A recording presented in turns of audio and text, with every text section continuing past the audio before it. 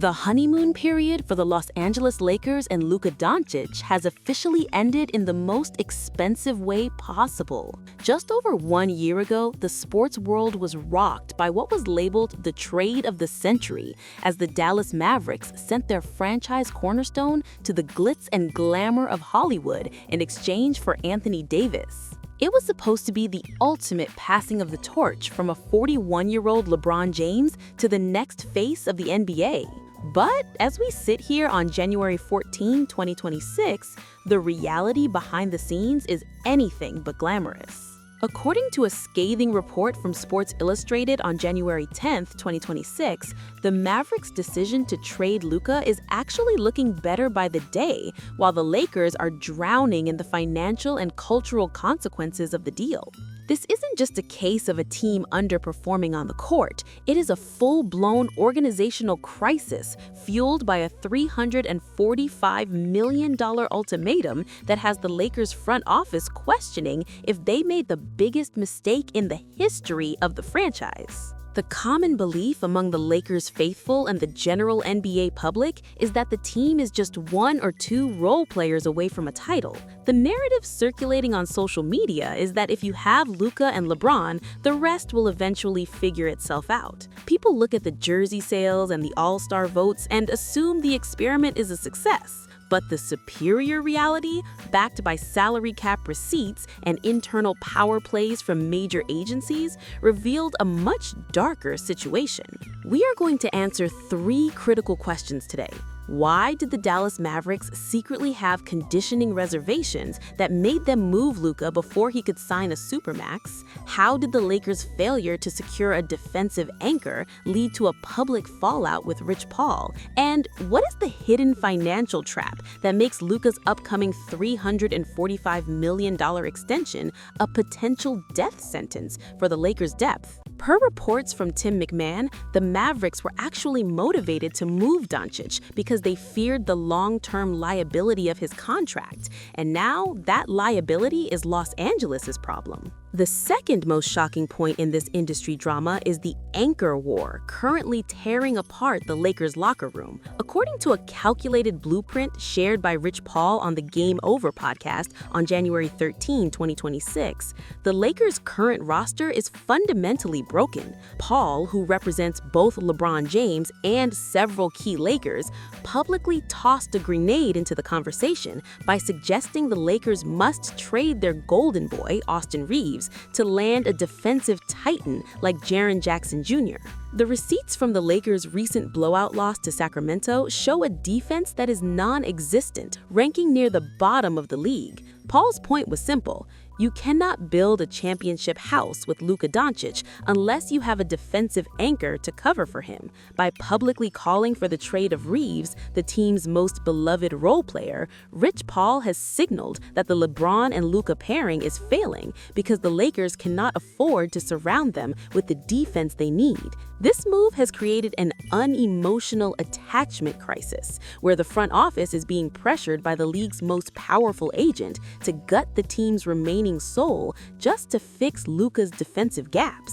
This leads us to the most explosive revelation of the 2026 season, the Dallas Mavericks' secret bidding revelation. According to an NBA executive cited by Howard Beck of The Ringer in January 2026, the Mavericks didn't even open a bidding war for Luka. They negotiated almost exclusively with the Lakers because they wanted to move him clandestinely before his conditioning concerns and his $345 million supermax eligibility became a public scandal. Per reports from ESPN, the Mavericks were terrified of handing a 5-year, $345 million extension to a player whose condition they didn't trust. By trading him to Los Angeles, they shifted that massive financial burden onto Jeanie Buss and Rob Pelinka. Now, the Lakers are staring at a deadline where they must either pay Luka the biggest contract in NBA history or watch him walk, all while he continues to struggle with the same physical consistency issues that Dallas saw coming miles away.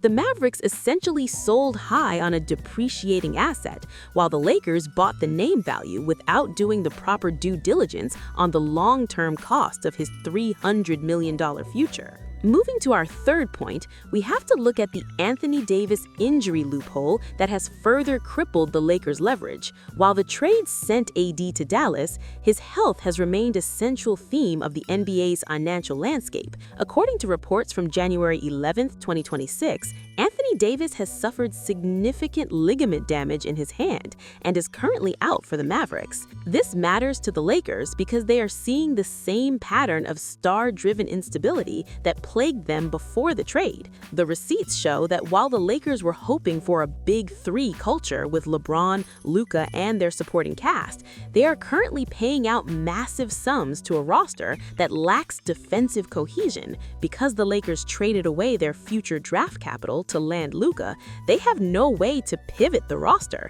They are stuck with Luka's massive cap hold, LeBron's legacy salary, and a supporting cast that Rich Paul claims isn't good enough. The timeline shows a series of win-now moves that have left the cupboard completely bare, and the front office is now facing the reality that Luka alone cannot carry a defense. The other factor is the conditioning clause that has leaked into league-wide discussions during the 2025-26 season. Per an unverified insider cited in January 2026, the Lakers management has reportedly attempted to discuss specific weight and fitness benchmarks for Luka in his next major extension. According to the internal buzz, Luka's camp has met these requests with total defiance, viewing it as an insult to a player who just led the league in multiple statistical categories. This has created a standoff where the Lakers are afraid to commit over $300 million without protection, but Luka knows he can simply walk if he doesn't get the clean max. The Lakers are effectively being held hostage by a player who knows they can't afford to let the trade of the century result in him leaving for nothing. Even though Luka has attempted slimmed-down programs, as seen in his men's health features, the organization remains skeptical of his long-term reliability under the heavy burden of a J.J. Redick system. Furthermore, we must consider the PR damage control run by the Lakers organization. On January 13, 2026, the Lakers received the Values of the Game award, a move many insiders see as a distraction from the chaos of the Luka-LeBron era. While the team touts record-breaking viewership numbers, the actual basketball product is in a free-fall. According to Sports Media Watch, while fans are tuning in to see the spectacle of two legends on the same floor, the Lakers' internal metrics show a massive decline in fan satisfaction. Fans are starting to realize that a superstar pairing doesn't matter if you can't guard a simple pick and roll. The receipts show that the Lakers are struggling to stay above 500, a position that is unacceptable for a team with the highest payroll in the league. Carmelo Anthony even pointed out on his podcast that there is no more hiding Luka in the current defensive scheme, highlighting the fundamental flaw in Pelinka's vision. The fifth point involves the legacy trap of LeBron James's final years. LeBron has recently distanced himself from Rich Paul's comments about trading Austin Reeves, but the damage is done. According to Hoops Rumors on January 14, 2026, the tension between what LeBron wants, keeping his friends, and what the team needs, defensive anchors like Jaren Jackson Jr., has created a paralyzed front office. LeBron still brings in more money than he makes, but his on-court fit with Luka has been a negative in several advanced metric combinations. The organization is now caught between honoring the greatest player of all time and building a viable future around a younger superstar who refuses to play defense. This split in philosophy is the real reason the Lakers regret the trade. They didn't realize that adding Luka would force them to choose between their past and their future.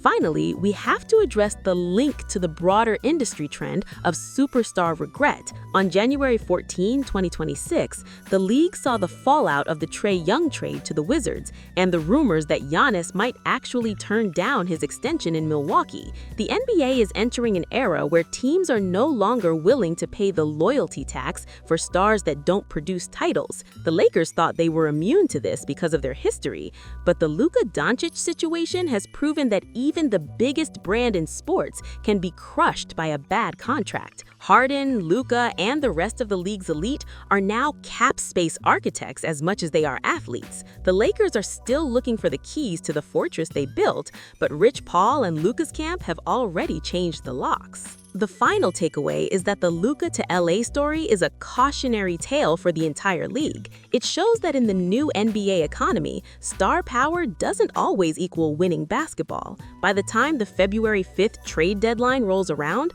the Lakers might be forced to make a move that breaks the heart of the city, trading Austin Reeves just to stay afloat. Whether it's a defensive overhaul or a total reset, the bill for the trade of the century is finally coming due.